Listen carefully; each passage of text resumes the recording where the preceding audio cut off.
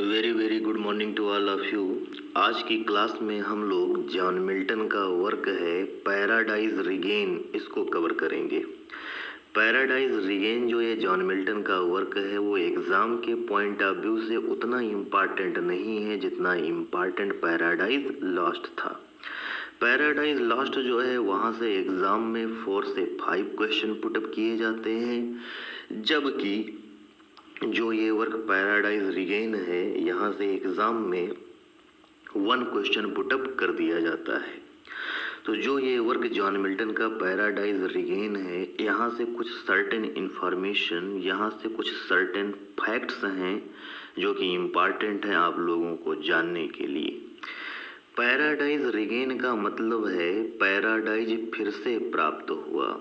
इससे पहले हम लोगों ने कवर किया था पैराडाइज लॉस्ट, मतलब पैराडाइज खो गया। अब जो हम लोग वर्क कवर करने चल रहे हैं वो है पैराडाइज रीगेन, मतलब पैराडाइज को दोबारा पाया गया, पैराडाइज को फिर से प्राप्त कर लिया गया। देखिएगा जो ये वर्क पैराडाइज रीगेन है इसको जॉन मिल्टन ने लिखा था। जॉन मिल्टन ने इसको बकिंघम शायर में चैलफॉन्ट सेंट गाइल्स में जॉन मिल्टन का जो बना हुआ घर है वहाँ पर लिखा था। जैसा कि मैंने मेंशन भी कर दिया है, मिल्टन्स कॉटेज मतलब मिल्टन का जो घर था, कहाँ पर? चैलफॉन्ट सेंट गाइल्स, बकिंघम शायर। बकिंघम शायर जो है वो इंग्लैंड में एक टाउन एरिया है। वहीं पर एक विलेज पड़ता है जिसका नेम है चैलफॉन्ट सेंट गाइल्स। वहाँ पर मिल्टन की जो कॉटेज है वहाँ पर रहते हुए जॉन मिल्टन ने इस वर्क पैराडाइज रिगेन को कंप्लीट किया था। जो ये वर्क पैराडाइज रिगेन है इसकी जो पब्लिशिंग डेट है वो 1671 है। 1671 में जॉन मिल्टन के 2 वर्क पब्लिश हुए थे। एक तो जॉन मिल्टन का वर्क पैराडाइज रिगेन पब्लिश हुआ था 1671 में, और 1671 में पैराडाइज रिगेन के साथ में ही एक दूसरा वर्क पब्लिश हुआ था जिसका नेम सैमसन एगोनिस्ट है। तो मतलब 1671 में 2 वर्क, सैमसन एगोनिस्ट और पैराडाइज रिगेन, इनको साथ में ही पब्लिश किया गया था। जो ये वर्क पैराडाइज रिगेन है इसकी जो ओरिजिनल टाइटल है वो है Paradise Regain, a poem in 4 books to which is added Samson Agonistes. इसका मतलब है पैराडाइज रिगेन जो कि 4 बुक्स में आई हुई है जिसके साथ में ऐड किया गया था सैमसन एगोनिस्ट को। ये इस वर्क की ओरिजिनल टाइटल है। आप लोग ये भी लर्न रखिएगा कि ये वर्क पैराडाइज रिगेन जो है वो टोटल 4 बुक्स में है और इसकी ओरिजिनल टाइटल क्या है इसको भी लर्न रखिएगा।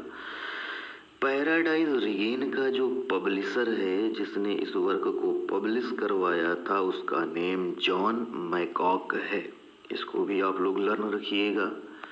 पैराडाइज रिगेन जो ये वर्क है इसका जो जैनर है, इसकी जो विधा है वो एपिक पोएम है। एपिक पोएम क्या होता है इससे पहले ऑलरेडी मैं आप लोगों को पैराडाइज लॉस्ट में बता भी चुका हूँ।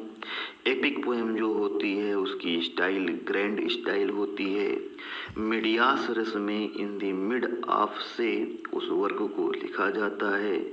गॉडेस ऑफ पोएट्री का इनोकेशन होता है। कुछ इस तरह के सर्टेन फीचर्स होते हैं जो एपिक पोएम में पाए जाते हैं जिनको मैंने पैराडाइज लॉस्ट में मेंशन भी किया था। तो पैराडाइज रिगेन जो है इसका जो जैनर है वो एपिक पोएम है और इसको ब्लैंक वर्स में लिखा गया है। ब्लैंक वर्स का मतलब आप लोगों को मालूम ही है, no rhyme scheme but iambic pentameter, उसको हम ब्लैंक वर्स कहते हैं। आप लोगों को मालूम है कि पोएम को कंपोज करने के लिए 2 टाइप की वर्सेस जो होती हैं, लिटरेरी टेक्निक्स जो होती हैं उनका यूज़ किया जाता है। एक तो फ्री वर्स होती है, दूसरी ब्लैंक वर्स होती है। जो फ्री वर्स होती है वहाँ पर ना तो कोई राइम स्कीम होता है, ना तो कोई मीटर होता है, जबकि जो ब्लैंक वर्स होती है वहाँ पर राइम स्कीम तो कोई नहीं होता है, लेकिन आयम्बिक पेंटामीटर जो होता है वो अप्लाई किया जाता है। ये इम्पॉर्टेंट फैक्ट है, इसको आप लोग लर्न रखिएगा कि पैराडाइज रिगेन जो ये वर्क है, इसका जो जैनर है वो एपिक पोएम है और इसको ब्लैंक वर्स में जॉन मिल्टन ने लिखा है। कुछ सर्टेन इन्फॉर्मेशन और भी हैं। यहाँ पर पैराडाइज रिगेन की जो स्टाइल है उसको जानना जरूरी है। यहाँ पर स्टाइल प्लेन स्टाइल है। देखिएगा जॉन मिल्टन के जो और वर्क हैं उनको जॉन मिल्टन ने ग्रैंड स्टाइल में लिखा है। जैसा कि टीजीटी में क्वेश्चन भी पूछा जाता रहा है कि ग्रैंड स्टाइल के लिए कौन सा राइटर फेमस है, तो ग्रैंड स्टाइल जो है उसको हम जॉन मिल्टन से एसोसिएट करके रखते हैं। इसको आप लोग कंफर्म रखिएगा। ग्रैंड स्टाइल का मतलब सबलाइम स्टाइल होता है, एलिवेटेड स्टाइल होता है। ग्रैंड स्टाइल जो होती है उसमें लिखा हुआ जो वर्क होता है वो रिच इन लिटरेरी डिवाइसेस होता है, रिच इन लिटरेरी टेक्निक्स होता है, हाई लेवल की लैंग्वेज वहाँ पर होती है, मिथियोलॉजिकल रेफरेंसेस होते हैं, literary devices, figures of speech, images, symbol, imagery, इसका सबका यूज़ बहुत ही ज़्यादा किया जाता है ग्रैंड स्टाइल में। लेकिन जॉन मिल्टन ने पैराडाइज रिगेन में ग्रैंड स्टाइल का यूज़ ना कर करके प्लेन स्टाइल का यूज़ किया है, जो कि इम्पॉर्टेंट पॉइंट है। आप लोग कंफर्म रखिएगा कि जॉन मिल्टन का जो वर्क पैराडाइज रिगेन है वो प्लेन स्टाइल, सिंपल स्टाइल में लिखा गया है, ग्रैंड स्टाइल में नहीं है। इस वर्क का इंस्पिरेशन जो है वो मिल्टन को कहाँ से मिला, चलिए हम लोग कंफर्म करते हैं। एक राइटर हुआ है जिसका नेम थॉमस एल वुड है। थॉमस एल वुड ने मिल्टन का वर्क पैराडाइज लॉस्ट को जब पढ़ा तो मिल्टन के वर्क पैराडाइज लॉस्ट को पढ़ने के बाद में थॉमस एल वुड ने एक रिमार्क दिया और कहा थॉमस एल वुड ने, दाऊ का मतलब आप, मतलब मिल्टन, हैज सेड कह चुका है, आप कह चुके हैं, मच बहुत कुछ, हेयर यहाँ पर, आप पैराडाइज लॉस्ट की पैराडाइज कैसे खोया, बट लेकिन व्हाट क्या, हैस्ट दाउ टू से, लेकिन आपको क्या कहना है, आप पैराडाइज फाउंड, पैराडाइज को दोबारा पाने के बारे में। तो थॉमस एल वुड ने मिल्टन का वर्क पैराडाइज लॉस्ट इसको पढ़ने के बाद में रिमार्क दिया, कहा कि हे मिल्टन जी, आप बहुत कुछ कह चुके हैं यहाँ पर पैराडाइज लॉस्ट के बारे में, लेकिन आपको क्या कहना है पैराडाइज फाउंड, कि पैराडाइज को पाया कैसे गया। ठीक, तो यहाँ से जॉन मिल्टन इंस्पायर होते हैं और फिर जॉन मिल्टन पैराडाइज रिगेन लिखते हैं और बताते हैं कि पैराडाइज को फाउंड, पैराडाइज को रिगेन कैसे किया जा सकता है। जो ये वर्क है वो बेस्ड है बाइबल के न्यू टेस्टामेंट पर। मैंने आप लोगों को ऑलरेडी बताया है बाइबल के 2 टेस्टामेंट हैं, ओल्ड टेस्टामेंट और न्यू टेस्टामेंट। बाइबल का जो ओल्ड टेस्टामेंट है वहाँ पर एडम और इव की स्टोरी दी गई है, अर्थ का क्रिएशन कैसे हुआ, पैराडाइज का क्रिएशन कैसे हुआ, ह्यूमन बीइंग का क्रिएशन कैसे हुआ, इन सारे फैक्ट्स को बताया गया है। लेकिन बाइबल का जो न्यू टेस्टामेंट है वहाँ पर बाइबल में टीचिंग दी गई है। क्रिश्चियनिटी में 4 प्रॉफिट जो हुए हैं, जॉन, मार्क, मैथ्यू, ल्यूक, तो उनके जो गॉस्पेल हैं, उनकी जो टीचिंग है वो बाइबल के न्यू टेस्टामेंट में दी गई है। तो बाइबल के न्यू टेस्टामेंट में ल्यूक की जो टीचिंग है, ल्यूक के जो गॉस्पेल हैं, वो सोर्स है पैराडाइज रिगेन का। देखिएगा, फिर हम यहाँ पर डिस्कस कर लेते हैं डील्स विथ कि पैराडाइज रिगेन का मेन कंटेंट क्या है, वो डील किससे करता है। तो पैराडाइज रिगेन में टेम्पटेशन ऑफ क्राइस्ट दिखाया गया है। सैटन जो होता है वो जीसस क्राइस्ट को टेम्प्ट करने की कोशिश करता है, वही मेन कंटेंट है पैराडाइज रिगेन का। ब्रैकेट में मैंने मेंशन भी कर दिया है debate between Christ and Satan. Christ और सैटन के मिड में जो डिबेट हुई है, जहाँ पर सैटन जो होता है वो क्राइस्ट को टेम्प्ट करना चाहता है, ये जो पोर्शन है वो ल्यूक के गॉस्पेल में, ल्यूक के टीचिंग में दी गई है और वही सोर्स है इस वर्क पैराडाइज रिगेन का।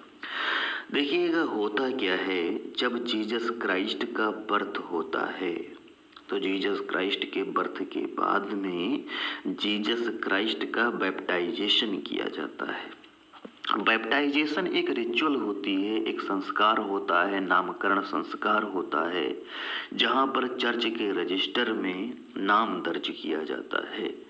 तो जीसस क्राइस्ट का जब बैप्टाइजेशन होता है, बैप्टाइजेशन जो है वो जॉन द बैप्टिस्ट करा रहा होता है। उस समय प्रेडिक्शन होता है, भविष्यवाणी होती है, जहाँ पर जीसस क्राइस्ट को सन ऑफ गॉड बताया जाता है, ईश्वर का बेटा बताया जाता है, ईश्वर का सन बताया जाता है। इस भविष्यवाणी को सैटन भी सुनता है और सैटन को पता चल जाता है कि जीसस क्राइस्ट जो है वो गॉड का सन है, सन ऑफ गॉड है। इसलिए जीसस क्राइस्ट जो है उसको सैटन टेम्प्ट करना चाहता है। जीसस क्राइस्ट आगे चल करके डेजर्ट में चला जाता है 40 दिन के लिए उपवास रखने के लिए, मानवता के लिए काम करने के लिए। तो वहाँ पर सैटन जो होता है वो भी पहुँचता है और जीसस क्राइस्ट को टेम्प्ट करना चाहता है।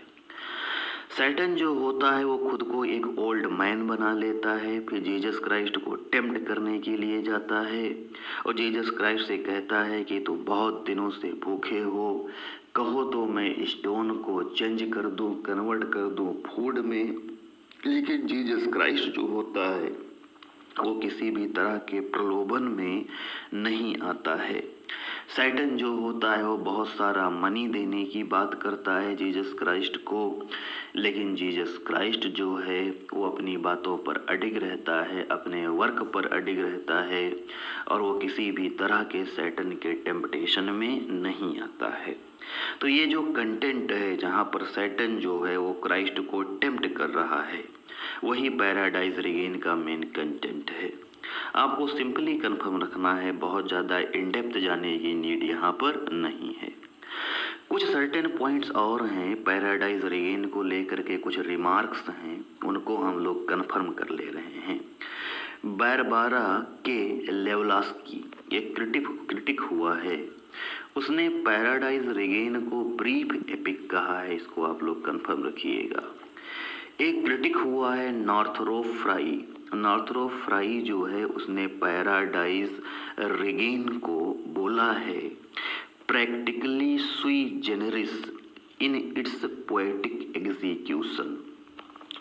सुई जेनरिस का मतलब होता है आप इट्स ओन टाइप, अपने आप का एक टाइप जो किसी से मिलता जुलता नहीं है।